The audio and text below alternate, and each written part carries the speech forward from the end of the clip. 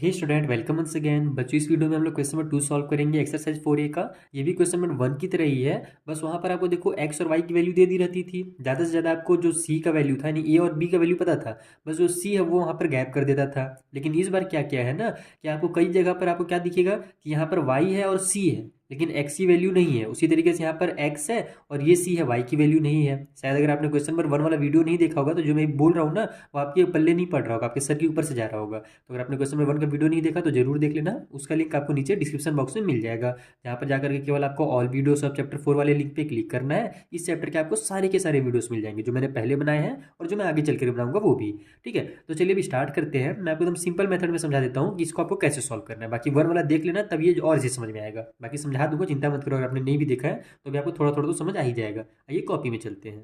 तो देखो, ये मेरा पहला क्वेश्चन है और यहीं से हमारा गेम स्टार्ट हो गया। x इक्वल टू 6 दे दिया गया है, थोड़ा मुश्किल कर दिया गया आपके लिए काम, क्योंकि हमको क्या करना है कि इक्वेशन को अपने को ax plus b y plus c equal to 0 इस फॉर्म में लिखना है। ठीक है, तो यहाँ पर से हमको तो x दिख रहा है, c जो होता है ना वो ये नंबर होता है, कांस्टेंट एक तरह से आप कह लो। जो c है वो हमारा यहाँ पर कांस्टेंट है, लेकिन y अपने को नहीं दिख रहा है। अपने को तो बी वाई भी लेकर के आना है। तो इसको हम लोग क्या लिखेंगे, कुछ इस तरीके से लिख सकते हैं, x प्लस में 0 मल्टीप्लाई वाई, क्योंकि हम जानते हैं कि जब जीरो का किसी भी के साथ मल्टीप्लाई हो, ए बी सी डी के साथ हो जाए, एक्स वाई जेड के साथ हो जाए, या फिर 1 करोड़ के साथ भी अगर मल्टीप्लाई होगा तो 0 मल्टीप्लाई जब होगा तो 0 ही आंसर आता है। और 0 आ गया इसका मतलब कुछ नहीं, जो कि हमारे पास था ही नहीं। और इधर हमारे पास फिर देखो, इक्वल की साइड में 6 है, उसको मैं लेफ्ट साइड में ले आऊंगा तो ये -6 हो जाएगा।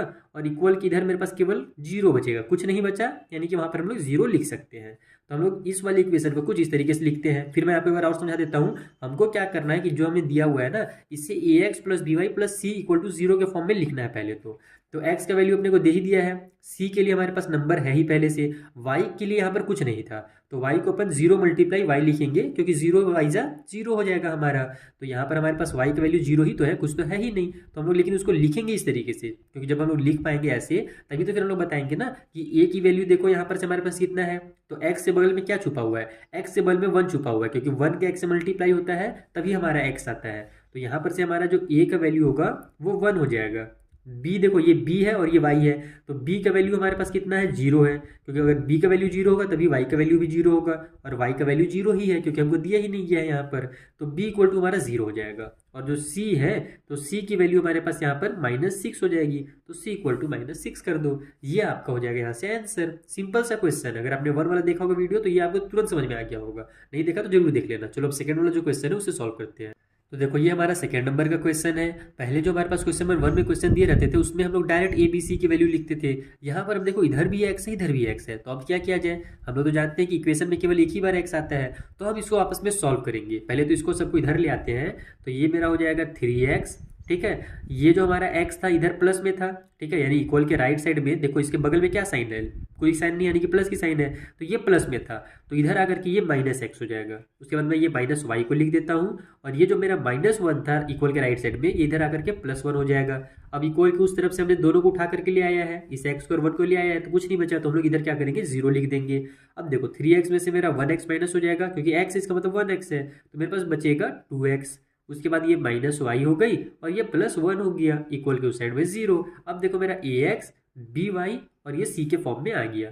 तो a का वैल्यू हमारे पास कितना दिख रहा है, यहाँ पर साफ साफ 2 दिख रहा है। b का वैल्यू हमारे पास कितना है, तो देखो -y है, इसका मतलब -1y है। ध्यान रखना कि अगर कुछ नहीं है वहाँ पर 1 रहता है हमेशा, तो ये हो जाएगा मेरा -1। b की वैल्यू -1 हो गई, और c की वैल्यू इस बार हमारे पास +1 है, तो c इक्वल टू 1 लिख दो डायरेक्ट। ये हो जाएगा आपका आंसर। चलिए आगे क्वेश्चन सॉल्व करते हैं। तो ये हमारा थर्ड नंबर का क्वेश्चन है और ये सिमिलर है फर्स्ट की तरह ही। वहां पर भी एक्स का वैल्यू था, यहाँ भी एक्स का वैल्यू है। ये देखो 9 जो है इसके साथ कोई भी वाई लिखा हुआ नहीं है, इसका मतलब समझ जाना कि ये सी का वैल्यू है, क्योंकि जो सी होता है वो कांस्टेंट होता है, उसके साथ कोई भी वेरिएबल चिपका हुआ नहीं रहता है। तो ये जो 9 है ये कांस्टेंट है, इसका वैल्यू चेंज नहीं होगा, इसका मतलब ये हमारा सी का वैल्यू दिया हुआ है। और फिर से यहाँ पर से जो वाई है वो गायब कर दिया गया, तो जैसे हमने क्वेश्चन नंबर 1 में किया था वही काम यहाँ पर भी करेंगे। इसको अपन 2x लिखेंगे, उसके बाद प्लस की साइन लगा करके 0 मल्टीप्लाई वाई कर देंगे, क्योंकि वाई की वैल्यू कुछ दी नहीं गई है, तो 0y हो जाएगा। और प्लस में ये जो c का वैल्यू है वो अपने को 9 दिया गया है, इक्वल के उस साइड में 0।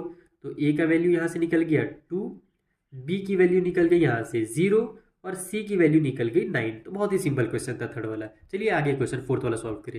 तो जो हमारा फोर्थ वाला क्वेश्चन है ना, यहाँ पर हमें y का वैल्यू दे दिया है और एक कांस्टेंट दे दिया गया है। इस बार हमको x को क्या कर दिया, x को हटा दिया गया। जैसे 1 में और 3 में y को हटा दिया गया था, यहाँ से x को हटा दिया गया है। लेकिन हम जानते हैं कि अपने को तो ax plus by plus c के फॉर्म में लिखना है। तो क्या करना पड़ेगा, यहाँ पर सबसे पहले तो अपन इसको इधर ले आएंगे। तो ये मेरा 4y माइनस में 7 हो जाएगा और इक्वल के उस साइड में 0 हो जाएगा। अब हमको जानते क्या है कि अगर कुछ भी x का वैल्यू कुछ नहीं दिया हुआ है तो हम उसको क्या लिखेंगे, 0 मल्टीप्लाई x लिखेंगे, प्लस की साइन लगा करके, क्योंकि प्लस में है। तो हमारा ये 4y हो जाएगा और ये माइनस का 7 उतर गया, इक्वल के साइड 0। तो अब देखो ये हो गया ax प्लस by और ये हो गया हमारा c।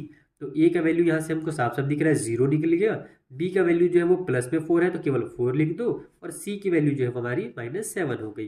चलिए जो फिफ्थ वाला क्वेश्चन है उसे सॉल्व किया जाए।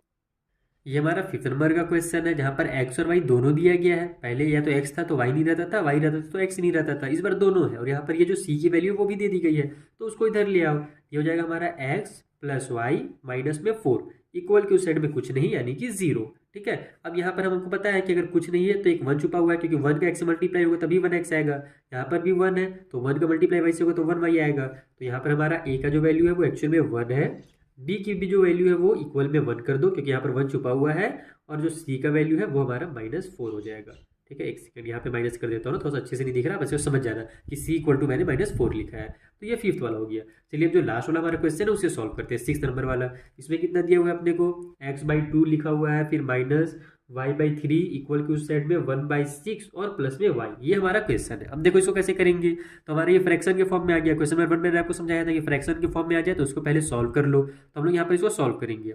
2 और 3 आपस में को प्राइम नंबर है तो इनका एलसीएम हमको लेना पड़ेगा। तो जो एलसीएम होगा इसका मल्टीप्लाई ही इसका एलसीएम हो जाएगा, क्योंकि को प्राइम का यही रूल है, यानी शॉर्टकट ट्रिक है कि अगर आपस में 2 नंबर को प्राइम होते हैं ना तो उनका एलसीएम आपको मत निकालना पड़े। तो इसलिए आप क्या करा करो, उसका आपस में मल्टीप्लाई कर दिया करो, उसका जो मल्टीप्लाई होगा वही उसका एलसीएम हो जाएगा। तो 3 2 का एलसीएम हो जाएगा 6। यहाँ पर 6 को 2 से डिवाइड देंगे तो 3 आएगा, उस 3 का x से मल्टीप्लाई होगा तो 3x हो जाएगा। माइनस की साइन लगा लो, 6 को 3 से डिवाइड देंगे तो 2 आएगा, 2 का y से मल्टीप्लाई होगा तो 2y आ जाएगा। इक्वल के उस साइड में 20 को भी सॉल्व कर लो। देखो इसके नीचे 1 छुपा हुआ है, 6 और 1 का एलसीएम हमारा नीचे में 6 आ गया। ठीक है, उसके बाद यहाँ पर हमारे पास ये कितना बन जाएगा, ये हो जाएगा हमारा 6 का 1 से, देखो 6 से 6 डिवाइड होगा तो 1 आ जाएगा, 1 का ऊपर वाले 1 से मल्टीप्लाई होगा तो 1 ही रहेगा। प्लस की साइन है, प्लस की साइन लगा लो, इसके नीचे 1 छुपा हुआ है तो 6 को 1 से डिवाइड देंगे तो 6 आ जाएगा, और फिर y से मल्टीप्लाई कर देंगे तो 6y आ जाएगा। इस तरीके से हमारा ये इक्वेशन बन गया। अब देखो यहाँ भी हमारे पास 6 है और यहाँ भी 6 है, तो दोनों का आप डायरेक्ट भी कट कर सकते हो या फिर इसको इधर मल्टीप्लाई में चेंज कर देना, नहीं इसको ट्रांसफर करना, तो ये मल्टीप्लाई 6 हो जाएगा, तो फिर डिनोमिनेटर का 6 और न्यूमिनेटर का 6 मेरा कट हो जाएगा। तो हमारा जो आंसर बचेगा वो हो जाएगा 3x माइनस में 2y इक्वल टू 1 प्लस में 6y। समझ में आया ना, ये डिनोमिनेटर का 6, ये डिनोमिनेटर का 6 आपस में हो जाएंगे कैंसिल। तो कैंसिल होने का तरीका क्या है कि इधर डिवाइड में है, इधर जाकर के मल्टीप्लाई में हो जाएगा। तो ये मेरा डिवाइड वाला 6 और ये वाला जो इधर से इधर जाकर के मल्टीप्लाई में हुआ है, ये दोनों हो जाएंगे आपस में कैंसिल। ठीक है, तो आप इसको डायरेक्ट इतना लिख लेना, बाकी चाहो तो यहाँ पर भी आप डायरेक्ट इसको कट कर सकते हो। अब हम लोग क्या कर रहे हैं, देख रहे हैं यहाँ भी y आ गया, यहाँ भी y आ गया, तो थोड़ा सॉल्व करना पड़ेगा, जैसे क्वेश्चन नंबर 2 में किए थे। चलो सॉल्व कर लेते हैं। ये हो जाएगा मेरा 3x माइनस 2y, ये जो 6y है इधर आकर के माइनस का 6y हो जाएगा क्योंकि इधर प्लस में है, और ये 1 भी इधर आकर के माइनस का 1 हो जाएगा, इक्वल के उस साइड में 0 बचा हमारे पास। तो देखो ये हो गया मेरा 3x, माइनस और माइनस प्लस हो जाएगा, 6 और 2 हो गया मेरे 8y, लेकिन भले प्लस हुआ है लेकिन बड़े नंबर में माइनस की साइन है तो साइन माइनस की लगेगी, और ये -1 इक्वल टू 0। अब यहाँ पर आपको दिख रहा होगा a की वैल्यू कितनी है तो 3 है, b की वैल्यू कितनी है तो ये वाली -8 है तो b इक्वल टू -8 कर दो, और c की वैल्यू कितनी है तो ये -1 है तो c इक्वल टू -1 कर दो, बन गया आपका फाइनल आंसर। तो इस तरीके से आपको क्वेश्चन नंबर 2 को सॉल्व करना था। आई होप आपको बहुत अच्छे से समझ में आ गया होगा। अगर कुछ भी डाउट है तो आप मुझसे इंस्टा के थ्रू में पूछ सकते हो। मिलते हैं हम लोग नेक्स्ट वीडियो में, जहाँ पर जो आगे क्वेश्चन है ना उनको मैं आपको इसी तरीके से सिंपल मेथड में समझा दूंगा। Thank you for watching.